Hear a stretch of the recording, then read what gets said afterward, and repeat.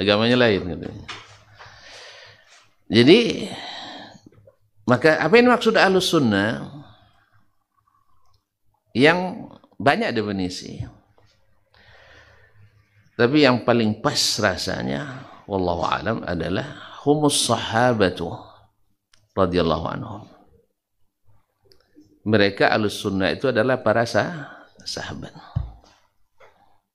Sebab mereka adalah yang mengikut sunnah secara komprehensif, secara totalitas, yang diridai oleh Nabi SAW sebagai golongan yang selamat. Sampai Nabi SAW menyebutkan barometer, indikator golongan yang selamat itu adalah man kana ala mithli ma ana alaihi al-yawma wa ashabi. Ahlus sunnah itu siapa golongan yang selamat itu dalam riwayat lain hum ahlus sunnah humul jamaah. Lalu cirinya seperti apa? Man kana ala mithli ma ana alaihi al-yawma wa ashabi. Guru kami Profesor Hafiz Al-Hakimi menumpulkan hadis-hadis al-warida fi ta'ifatil mansurah. Maka beliau menemukan lebih kurang kumpulkan dari seluruh riwayat lebih kurang 30 hadis tentang at-ta'ifatul mansurah.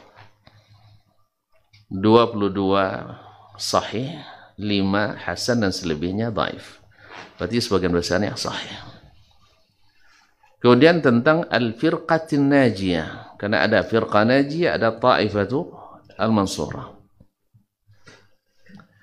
Al-firqatun najiyah juga sekitar 27 atau 25 hadis, 18 diantaranya sahih, 5 atau 4 hasan dan selebihnya dhaif. Juga rata-rata hadisnya sahih.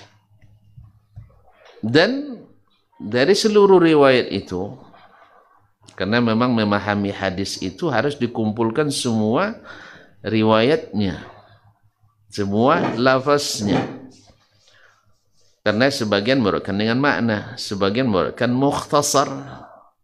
Maka di riwayat yang mufassal dan riwayat yang bil lafzi terdapat keterangan maksud daripada apa yang disebutkan.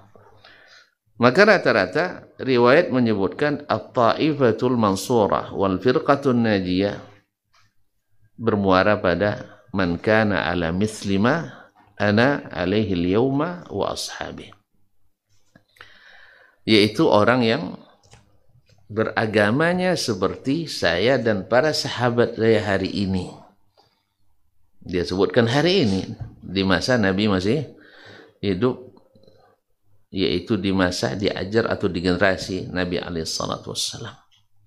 Maka mereka lah yang ahlus sunnah wal jamaah itu. Ini secara riwayat. Secara fakta, para sahabat dengan segala ikhtilafat yang terjadi, dengan segala perbedaan pendapat, walaupun sebagian besarnya mereka ijma', mereka tidak ada aliran. Alhamdulillah di zaman sahabat tak ada Syiah. Tidak ada sahabat yang terlibat aliran Qadariyah. Padahal sudah mulai timbul di masa-masa sahabat masih hidup. Tapi tidak ada yang mereka yang masuk pemahaman Murji'ah, pemahaman Syiah, pemahaman Qadariyah. Itu tandanya mereka terpelihara.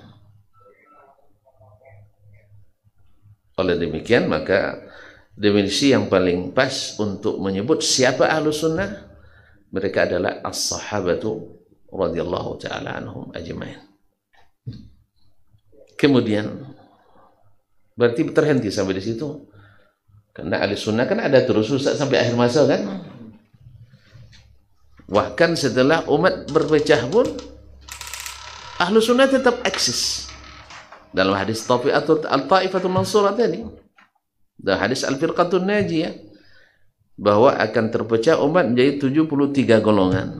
Seperti mana terpecahnya umat Yahudi 71, Nasrani 72, 73. Semuanya potensi masuk neraka. Na'udzubillah, thumma na'udzubillah, illa wahidah, kecuali satu. Nah, para sahabat, kita lihat ikhwan kaum muslimin dan muslimat, mereka tidak fokus pada siapa yang sesat itu. Karena mencari yang sesat itu tidak susah bila kita tahu mana yang selamat.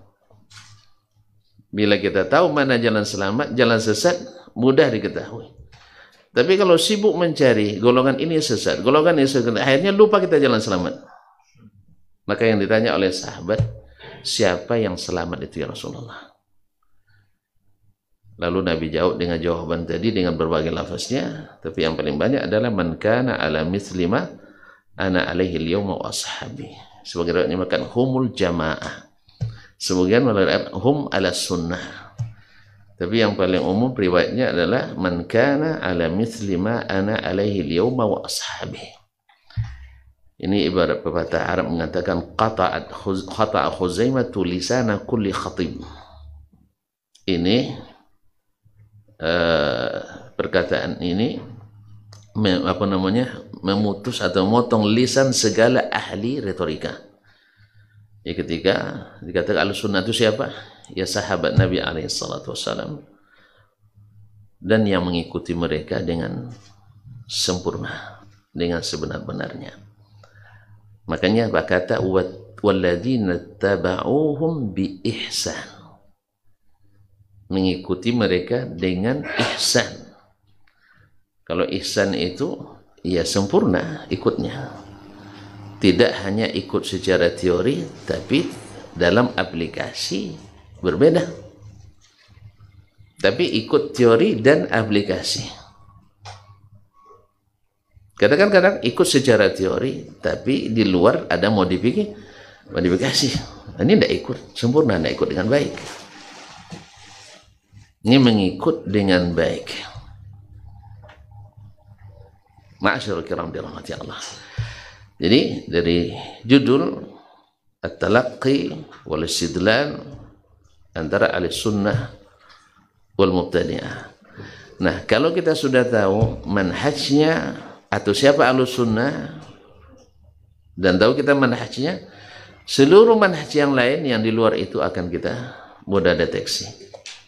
Karena seperti kata sebagian ulama, idza arabtal haqqa arabtal batil. Bila kita tahu yang hak yang batil itu mudah dideteksi. Dan tidak sebaliknya, idza arabtal batil la ta'riful haqqa wa la ta'riful batil. Kalau kau mengenali yang batil dulu, yang hak tidak akan tahu, yang batil juga tidak tahu.